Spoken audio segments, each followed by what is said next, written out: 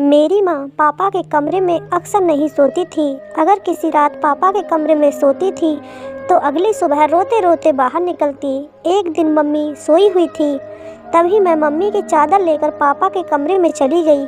फिर जो पापा ने मम्मी समझकर मेरे साथ किया वो सुनकर तो आपके होश उड़ जाएंगे।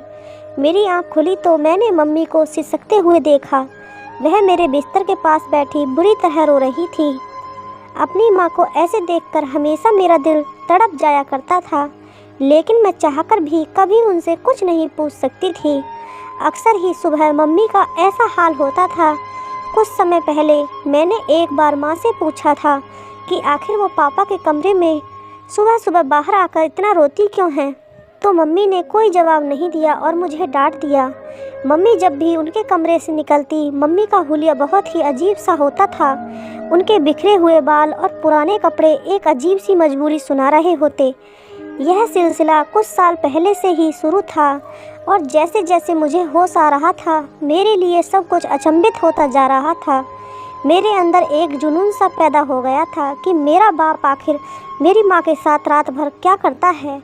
इस सवाल ने मुझे बेचैन कर दिया था। मैं 15 साल की हो चुकी थी और अब बहुत सी बातें अच्छी तरह समझने लगी थी। मम्मी का रोता चेहरा देखकर मुझे किसी मजबूरी की चेतावनी लगती थी, लेकिन हैरत की बात यह थी कि जब मम्मी कमरे से निकलती तो वह रो रही होती और जब पापा कमरे से निकलते तो उनके चेहरे पर एक दिलकश मुस्कुराहट होती थी। उन्हें देखकर ऐसा लगता था जैसे वे बिल्कुल जवान हो। वो कुछ न कुछ गुनगुनाते रहते हैं, जैसे बहुत खुश हों। और मम्मी का हाल ऐसा होता कि मम्मी पापा के कमरे से निकलने के बाद दोबारा उनके सामने जाने से भी डरती थी। वो उनका नाश्ता भी मेरे हाथ ही उनके कमरे में भेज देती। खुद सारा वक्त किचन में खड़ी रहती और आंसू बहाती रहती या तो बाथरूम में बंद हो जाती। मम्मी की हालत देख देख कर मुझे बहुत तरस आता था। मैं 10वीं क्लास में पढ़ती थी और नाश्ता देने के बाद मैं अपने स्कूल के लिए घर से निकल जाया करती थी, लेकिन सारा वक्त मेरे दिमाग में मम्मी का ख्याल घूमता रहता। मैंने कभी किसी सुबह पापा को परेशान या बेचैन नहीं देखा था। वो हमेशा ही बहुत खुशी से नाश्ता करने बैठते और उनका चेहरा बहुत खुश दिखता था, जबकि मम्मी को देखकर ऐसा लगता था कि किसी भी पल मम्मी को कुछ भी हो जाएगा। अक्सर मैं नाश्ता बनाते हुए मम्मी के शरीर को कँपकँपाते हुए भी देखती थी। मेरा दिल चाहता था कि मैं मम्मी से पूछूं कि पापा उनके साथ रात को ऐसा क्या करते हैं जो उनका इतना बुरा हाल हो जाता है।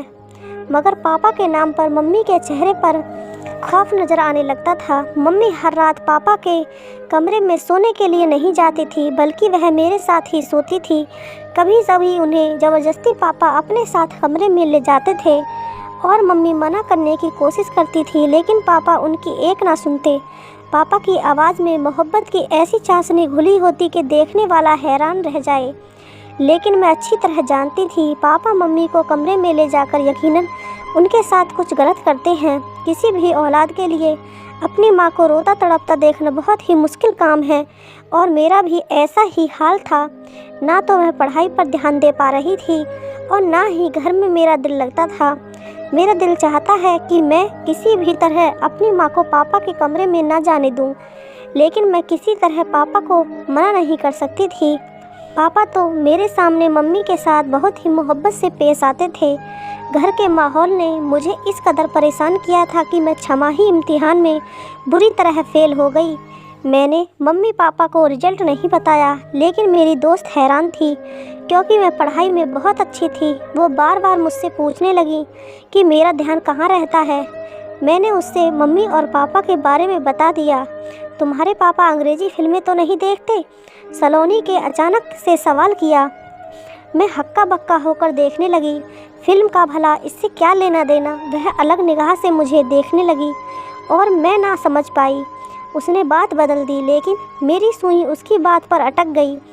आखिर सलोनी ने यह सवाल क्यों पूछा था।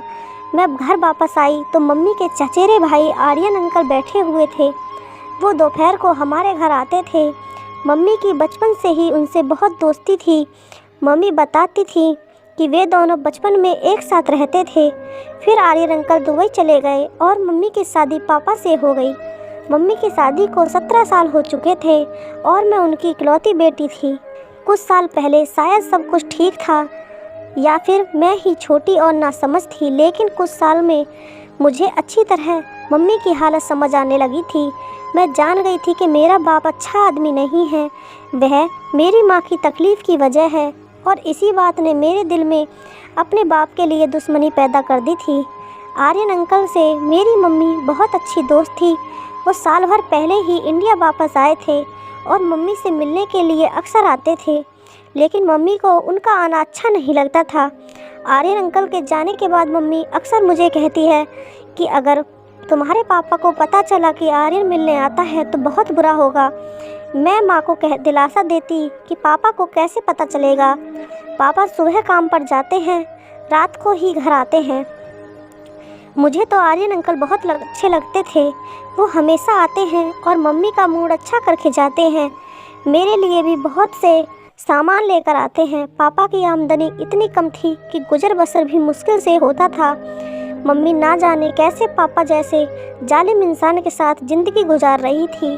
रात में मैंने अपना और मम्मी का बिस्तर लगाया और मम्मी के साथ आंखें बंद करके लेट गई।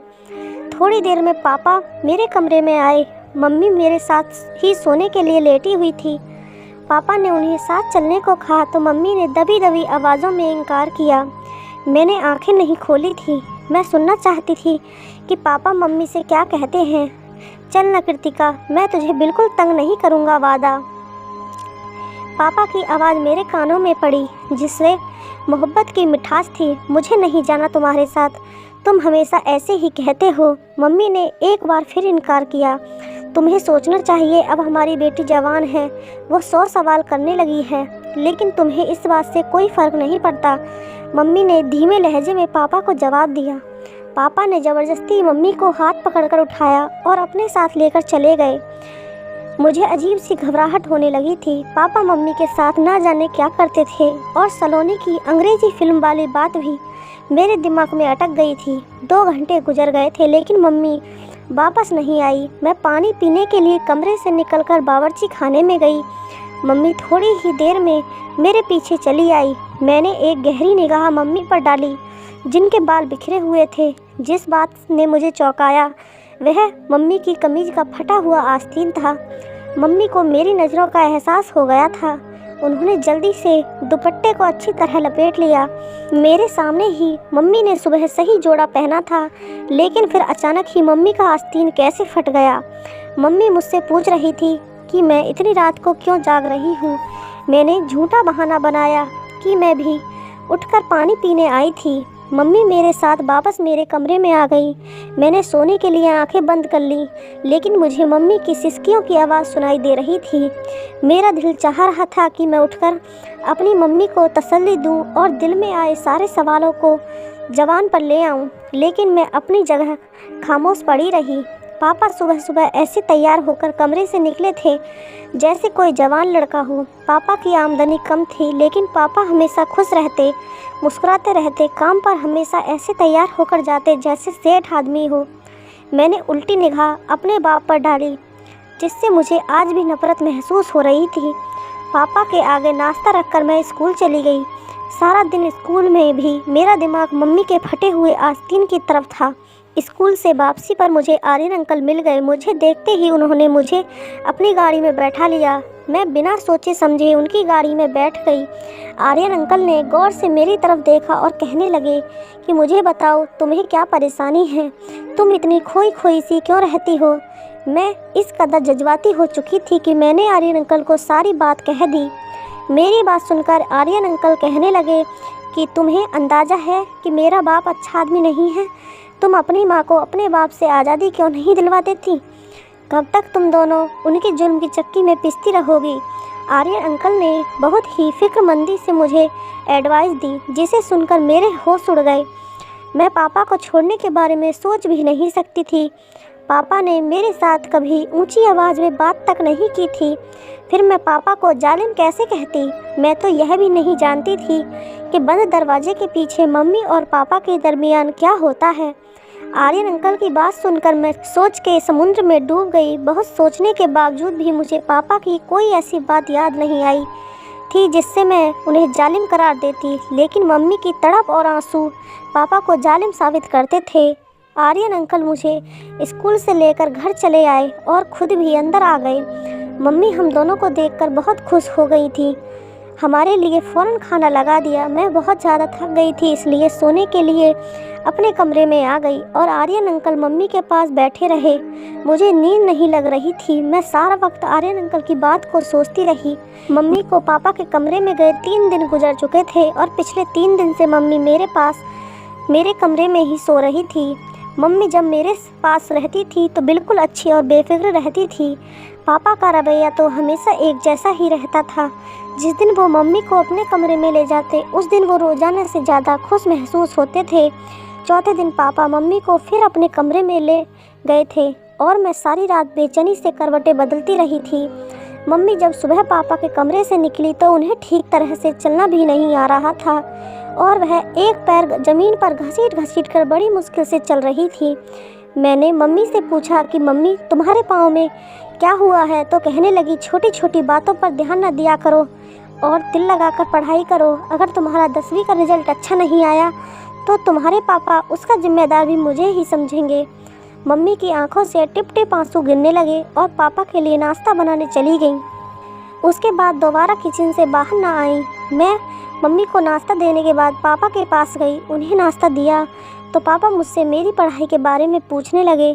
पापा के लहजे में इतना सहज था कि मैं पापा के इस दोगली तबीयत पर हैरान रह गई थी।